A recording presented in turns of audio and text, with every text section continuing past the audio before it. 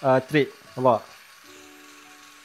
Assalamualaikum. Okay gang, so ni aku nak belajar cara unrevet Hot Wheels lah. Sebab dah lama main Hot Wheels tapi ni aku baru nak try main unrevet pakai drill lah. So untuk nak belajar ni aku beli set 47 multi tool screwdriver lah yang ni. Sebab benda nak belajar aku pakai dulu yang mampu milik lah yang ni. Sebab nak buka dia tak perlu gun yang besar, pakai yang kecil pun aku rasa dah memadai lah nak buka ataupun nak unrevet Hot Wheels ni. So aku banyak survey-survey, aku rasa yang ni yang paling berbaloi lah kalau aku nak try belajar unrevet Hot Wheels. Sebab yang ni dia ada banyak mata dan mata yang aku nak dia bagi sekali. Yang ni mata saiz 2mm, tak silap aku ni yang dia bagi. Tu 2mm kecil. So untuk mata ni boleh sangat kalau aku nak buat trick ataupun nak buang dia punya unrevet ni. Lagi satu dia punya cordless ni ada lampu. Dan dia tak ada laju, kalau apa tekan kuat pun dia macam tu je lah dia punya speed. Dia tak laju mana pun. Nak adjust punya speed memang tak ada yang ni. Sangat sesuai lah kalau aku tekan nak buat unrevet Hot Wheels lah.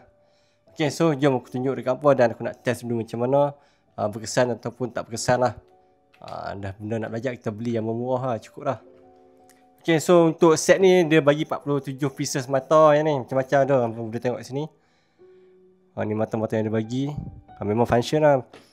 Yang ni kalau nak buka meja, pasang meja semua dia bagi. Kalau pakai skru salayar pun dia bagi sekali dengan skru bintang pun boleh pakai untuk skru salayar, nampak. Skru bintang dia bagi siap. Lepas tu yang lain-lain ni apa boleh tengok ah. Banyak dia bagi. Yang ni dia bagi spare yang 0.2mm. 2.0mm. Banyak mata dia bagi. Okay. So aku tak mau cerita banyak. Aku nak try unrevet Hot Wheels dulu lah. Boleh ataupun tak boleh, kita test dulu. So aku akan boleh tu boleh. So kalau nak unrevet ni aku kena macam ni lah, sebab yang dia bagi mata 2.0. Kalau aku nak buka ni aku rasa 3.0 mata ataupun 4.0. Sebab dia punya mata ni untuk aku nak buat lubang skru. 2.0 ni sesuai untuk buat lubang skru lah. Speed dia pun tak laju, boleh sangat ni kalau aku nak buat trick, nampak? Okay. So lepas ni aku akan tunjuk cara nak tukar tayar lah sambil unrevet Hot Wheels. Okay.